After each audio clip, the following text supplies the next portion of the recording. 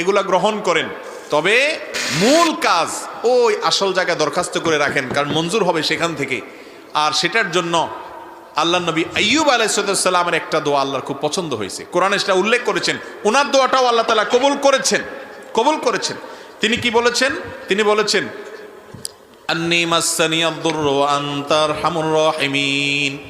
তার অসুখটা ছিল অনেক মারাত্মক অসুখ, অনেক কষ্টের অসুখ, যে অসুখের কারণে তার কষ্টের শেষ সীমানায় তিনি পৌঁছে গেছেন।